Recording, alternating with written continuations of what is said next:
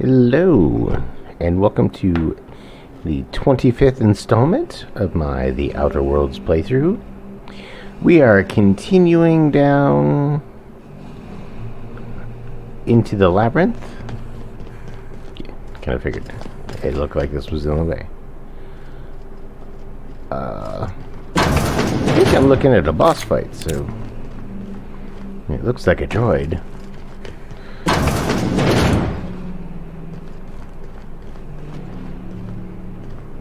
$100. Wait.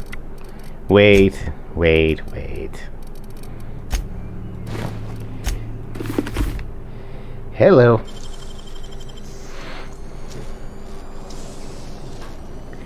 Bam. Real slick.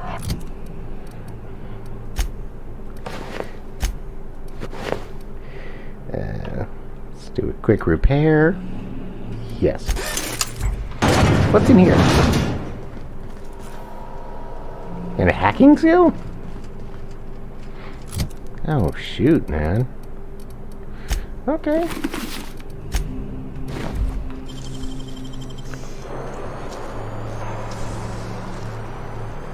Nicely done. See how well I can get my hacking skill up. So I need... Hacking is under engineering. Just tech skills. And...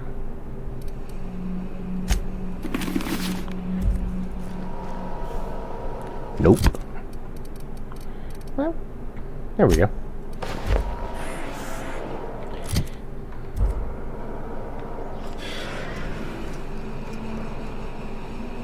Okay. So, go hack it, ladies. On my way. What does X do? C, V? I don't even know what their secondary skills do. That's okay.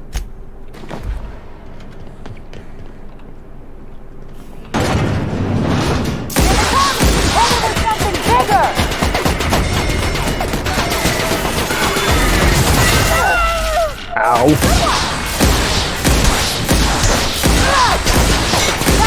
Pissing him off! Whoa!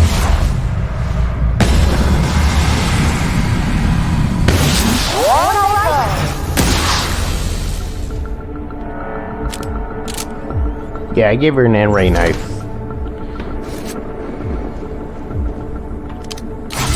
Gotta huff that bread.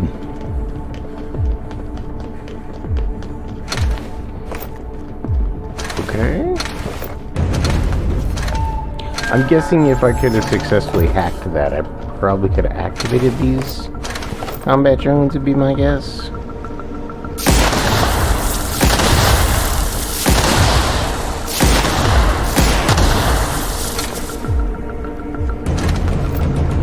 Shoot up all the things, because, you know, why not? Ugh.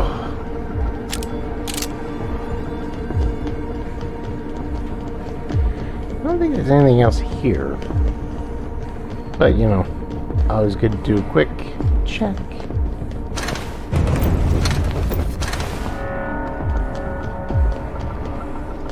Nope, nothing. Moving on to the center.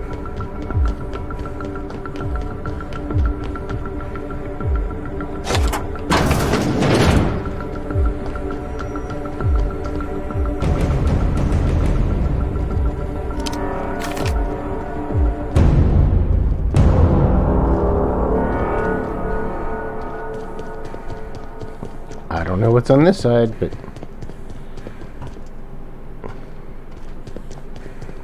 I think it's a dead end, but I'll look anyways.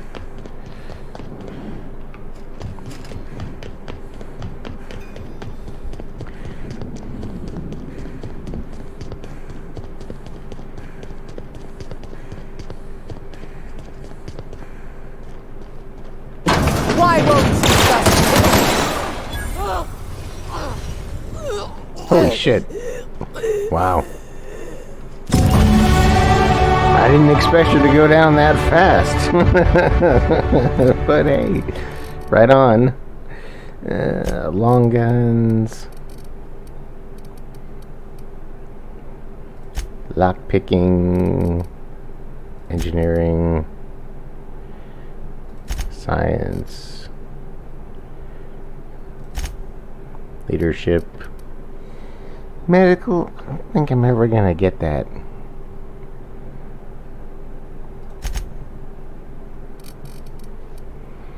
And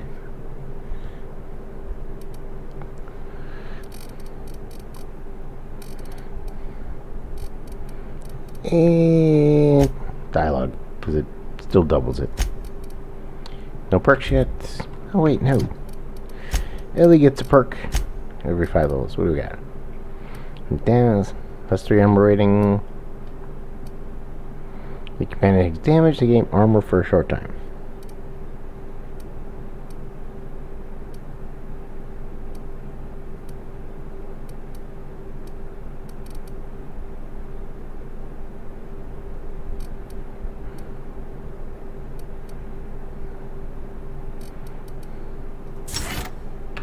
Perfect. Bavardi, what you got?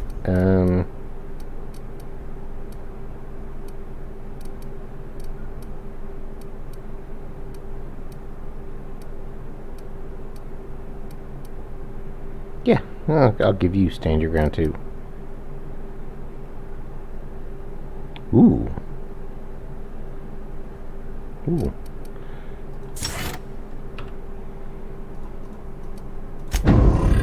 Okay, let's go rescue this goon.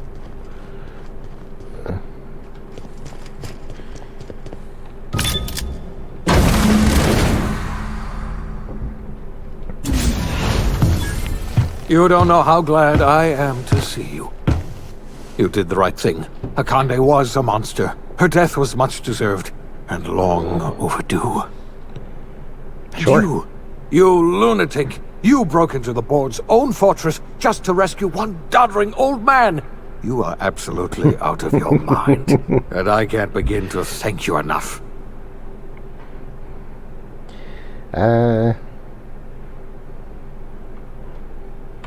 Kidding that didn't stand a chance. All in a day's work for you, huh?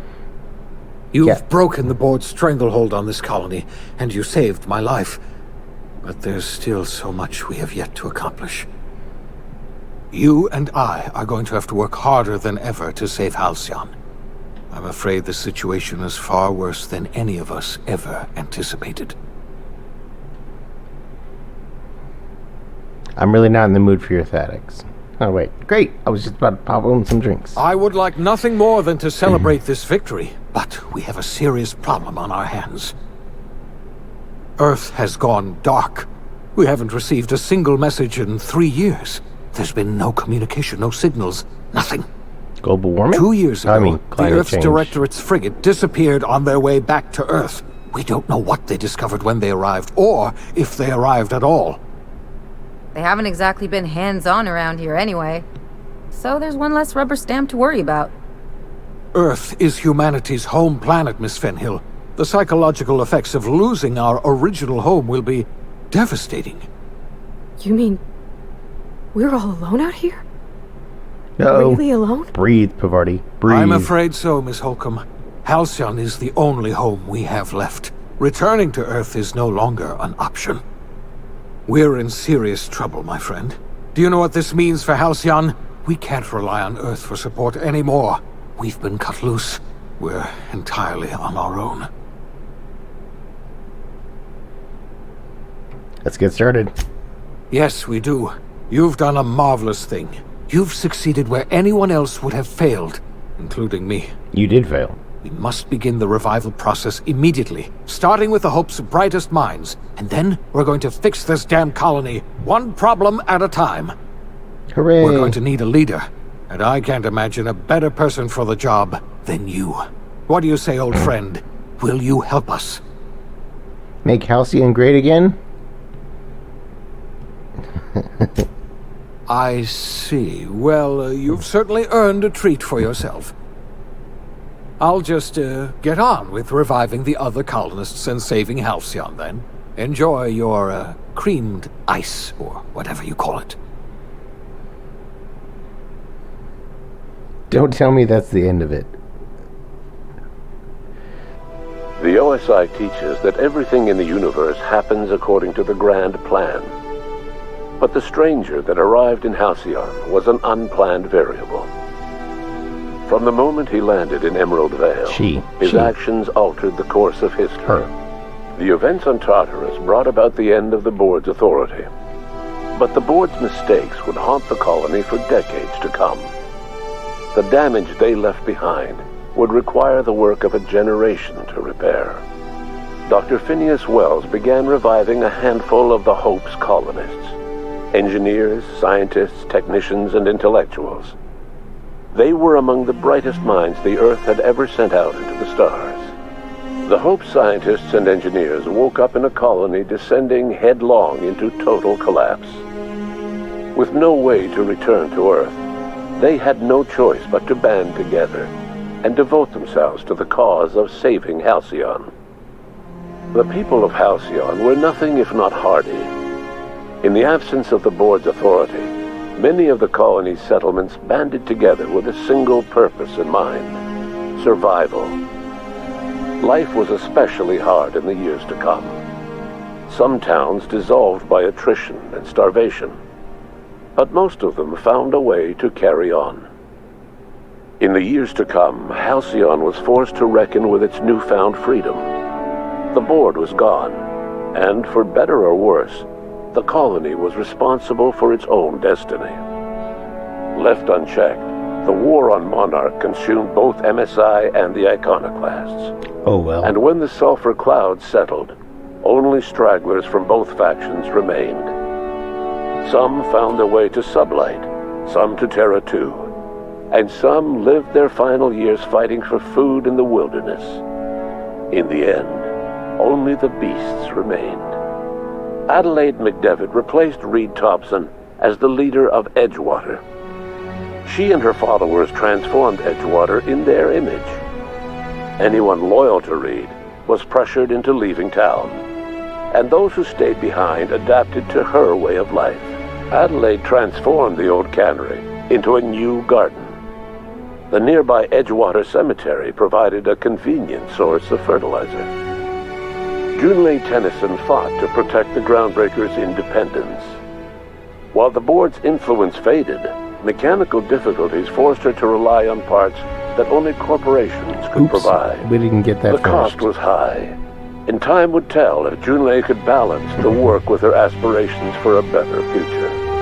The rediscovery of the Hope and the abandonment of the Lifetime Employment Program forced Byzantium to come to terms with some uncomfortable realities about the state of Halcyon. While Byzantines were reluctant to surrender the luxuries they'd grown accustomed to, the board's diminished authority gave them little choice in the matter. Nearly everyone had to learn to make do with less. Some even had to get jobs. It was a dark time indeed. Ellie savored her adventures on the Unreliable. Once they were done, she returned to life as usual, running missions of dubious legality, shunning respectable work, and living life to the fullest. She meant to reach out to her one-time captain, but she was always bad at keeping in touch. Life in Halcyon was sobering for Felix Millstone. The grand revolution he dreamed of never came. There was no great awakening for the colony, no celebrations in the streets. There was only the hard, desperate work of trying to repair a broken colony. Felix never had a head for numbers, but if there was labor to be done, he was there to help. Eventually, Felix realized that the work of a revolution was done with two hands. After all he'd seen and heard adventuring with you, the vicar Maximilian de Soto renounced his faith and joined the effort to rebuild the colony. Ironically, he finally found the joy that had eluded him over the course of his life, and realized that perhaps he was always meant to be just a simple laborer after all. He quickly dismissed the idea. Though Parvati eventually grew comfortable aboard the Unreliable, she never quite came out of her shell. Didn't finish her quest either. She seemed to prefer the company of Ada to the crew, and she could often be found neck-deep in cables and grease, telling Ada funny stories from her childhood.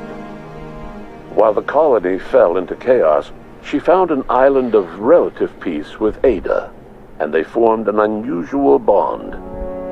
She decided to remain aboard the Unreliable permanently as its chief and sole engineer. As hard as she tried to drink them away, Nyoka's memories eventually overcame her. Traveling with the crew served as a constant reminder of the family she'd lost, and so she eventually returned to Monarch to get back to what she found most comfortable: the deep end of a bottle and the far end of a trail. Few have seen her since, but travelers often swear they hear her and her machine gun in the night, screaming swears and spitting bullets. The SAM unit that accompanied you spread awareness of the product line's superior sanitation and maintenance capabilities across what was left of the colony. This led to a boost in SAM unit sales. Did you know that SAM units are the longest-lasting, toughest-acting cleaning solution in Halcyon? Minister Clark was released from house arrest, and his contact with you gave him a sense of renewed purpose and vigor. Hooray. Once it became clear that no help would be coming from Earth, he threw his considerable efforts and talents into helping Halcyon manage the crisis before it. As for Dr. Phineas Wells, he spent his remaining years in his orbital lab. Though he was always haunted by the failures of his past, he was determined to make things right by building toward the future. Dr. Wells was able to revive many more scientists and engineers than he first expected, thanks to the additional batch of chemicals you stole from the Ministry. Wells never forgot about the human lives that were lost in acquiring these chemicals. The revival project was hard and painful work, but in the end, despite limited resources, over half the Hope's colonists were successfully revived. Even after Wells passed away, the Hope scientists and engineers worked night and day to pull Halcyon from the brink of collapse. Their efforts continue to this day, which may be reason enough for optimism. Dr. Wells laid the groundwork for the project to save the colony, but he would never live to see the fruits of his labor. He passed away a few years later. His work was carried on by the scientists and engineers he revived. Life will never be the same in Halcyon. It is widely agreed that the colony has a chance of stabilizing within a generation, owing to the hard work and determination of the surviving colonists. Recovery is a distant goal, and the path is long and uncertain. But the people of Halcyon carry on, determined as ever. And what about you, the unplanned variable in the history of Halcyon? You brought an end to the chaos on Tartarus, and left Dr. Wells to save Halcyon on his own. You had more pressing matters to attend to. As you tasted your first scoop of Rizzo's partially emulsified, semi-frozen milk-like dessert, you realized something. All your troubles, all your adventures, all your struggles and choices, they had all led to this single moment. And it was all worth it. No one knows what's happened to Earth, and no one knows what the future has in store for Halcyon. All we know for certain is this: the name of the Unreliable and that of its intrepid captain will remain the subject of countless stories for years to come. Okay. Well, that's a little shorter than I expected, but that was the Outer Worlds playthrough. Skipping most of the side quests. My name is True. Thanks for watching.